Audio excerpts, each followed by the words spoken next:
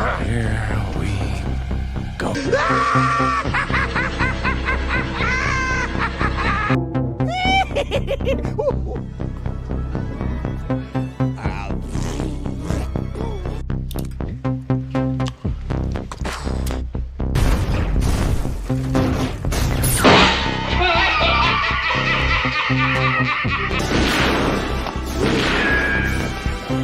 Is like gravity.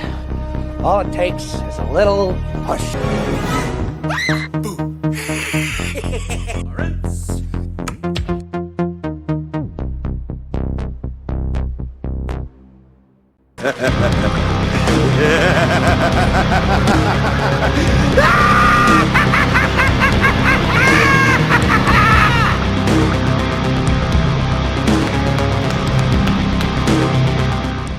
What's up, guys? How you doing? Welcome back to the channel. So glad you stopped by.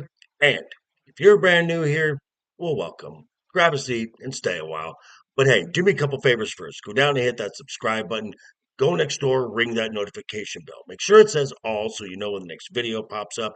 Hit that like button before you head out. Drop a comment. And if you're of the 770 plus regulars here, welcome back for another round. As it you also hit that like button. And before you leave, drop a comment, because as we know, YouTube does love those comments. And of course, as always, share this video out on all social media. The socials for Instagram and X are down below in the description, along with the link to that wonderful Joker Voice merch store. Get your friends some stuff for the holidays. They'll love you forever. And we may have something new coming 2026. Stay tuned for that. Okay, we're going to talk about heroes. Now, we expect the hero to overcome all the odds, to emerge victorious and defeat their enemy. Most of all, we expect the hero to survive, to get the prize, to save the town, to get the girl, and more importantly, to ride off into the sunset. Well, that's not always the case in stories, as is the character of John Cena. December 13th, 2025, the day the hero who never gives up gave up and tapped out. The day the character John Cena died. Now, full disclosure, as we did the recap on the special ones and as were booked for Saturday night's main event, I felt a little about the finish of the match. I've had some time to think about this. And I'm going to give you some examples of other heroes' deaths, and hopefully this will help explain why the decision that it was always going to be Gunther, and why the match finished the way it did. This is gonna be good. So let's start in ancient Rome with the movie Gladiator and the hero Maximus Decimus Meridius, the Roman general charged with restoring Rome on the words of Marcus Aurelius. Now, we all know the story, the general who became a slave, the slave who became a gladiator who defied an emperor. Now, the journey that Maximus takes throughout this film, knowing that his family has been killed, having to fight to stay alive because he has been given this task, this burden that he must see to its completion. And all this leads to the final battle of Maximus, the gladiator, versus Commodus Caesar, the emperor of Rome. Now, before the battle, our hero is struck with a mortal wound, but even that does not deter him. After plunging his dagger into the emperor's throat, his task is complete. He has completed the mission that was given to him. He delivers to Quintus the final words of Marcus Aurelius, the wishes to restore Rome. He then collapses. And then as Lucilla comes to his side, Maximus is holding on just long enough to tell her that her son Lucius is now safe. It is when Lucilla tells him, go to them. He succumbs to his fate, and with a smile on his face, he goes to see his wife and son, who are already waiting for him in the Elysian Fields. So beautiful. Now, our next hero, Paul Levesque has been saying that the WWE is about telling stories, stories on the level of the Marvel Cinematic Universe. Let's give him the benefit of the doubt and hope that he's referring to phases 1, 2, and 3. And we might as well talk about the hero of those phases, the hero of the Infinity Saga, none other than Tony Stark. Now, when Tony in the first Avengers film saves New York by going through that portal into space, he got a glimpse, just a glimpse, of what was on its way, coming to conquer Earth.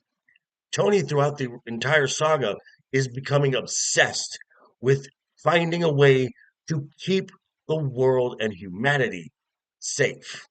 Now, at the beginning of the Infinity War film, he and Pepper are out jogging, and he keeps saying this, that I'm just trying to keep you safe. I'm just trying to keep you safe, as Pepper is jesting, pointing to his nanopack, saying that you never stop working.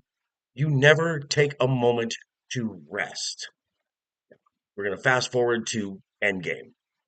When it's at the most dire, Thanos, the inevitable villain, has the Infinity Gauntlet, and he's ready to power up. He's ready to make the snap. And what happens? Tony Stark grabs the gauntlet, and his nanotech takes the stones. And in them, the guy who in the first Avengers film would just assume cut the wire makes the ultimate lay on the wire move, knowing that this is going to kill him, and does it by uttering those famous words, I am Iron Man. Obviously, we know how this story ends. Tony is damaged beyond any sense of being saved, but he's hanging on. He sees Pepper, and he smiles. Pepper then says that she, Morgan, their daughter, and the world is safe. It's okay. He can finally rest. Perfection. So, how does Maximus and Tony Stark relate to John Cena versus Gunther at Saturday night's main event? Match that we all knew was going to happen since he announced it in 2024 in Toronto at Money in the Bank. Now, recent interviews, John has said that one thing he did not want this night to be, he did not want it to be strictly all about him. Thus, the inclusion of some of the biggest and brightest names in NXT in feature matches. Names like Obafemi, Sol Ruka, and Javon Evans, giving them a chance to shine under the biggest lights on the biggest stage of their careers. They all pass with flying colors. Mission accomplished. Check that one off, John. Good job. Now, about the match with Gunther itself. Match with Gunther promised the WWE audience to make John Cena tap out, to make him give. Now we're going to come along to the closing moments. Gunther locks in a sleeper hold. John Cena powers out, hits an attitude adjustment. Gunther kicks out and immediately locks a sleeper hold right back in. John wiggles his way out. Gunther slaps on a sleeper hold again, and again, and again, and again.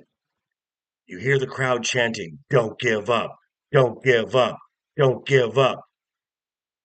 It's here. John Cena has accepted his fate. He can't win this match. He was never going to win this match. He taps out because his mission is complete. But what was the mission? The mission was to leave the WWE in a better place than when he started. Now, with the inevitable heel villain of Gunther and what he took in the retirement match he had with Goldberg, he took with that into the match with John Cena. And he will now take that into a match with AJ Styles, into a match with Chris Jericho, to a match with Brock Lesnar, Randy Orton, CM Punk, Roman Reigns. This will elevate Gunther to the most hated, despised heel in the wrestling industry. And when that babyface, a beloved babyface, who is deemed the one to defeat the WWE's Thanos, the inevitable heel villain Gunther, the feeling of will just be that much bigger and that much more satisfying. No one else could have elevated Gunther to this level except John Cena. Mission accomplished, John. Now you can rest. But these are just some of my thoughts. I'd like to hear yours down below in the comments. Be sure to tune in tonight, 6 p.m. Pacific time, as we'll be talking about this. And it is our celebration, the best of 2025. Of course, I'm talking about me and the guys on Wednesday night is overbooked. But yeah, thanks for stopping by, folks. Again, quick reminder before you head out the door, hit that subscribe button, ring that bell if you like the video, give it a thumbs up. If you didn't like the video, hey, thanks for sticking around this long. I appreciate it. And I'll see you folks all very soon. Hope you're having a great week. Have a wonderful rest of the week ahead of you. Always have fun. Keep talking. Keep smiling. Until next time.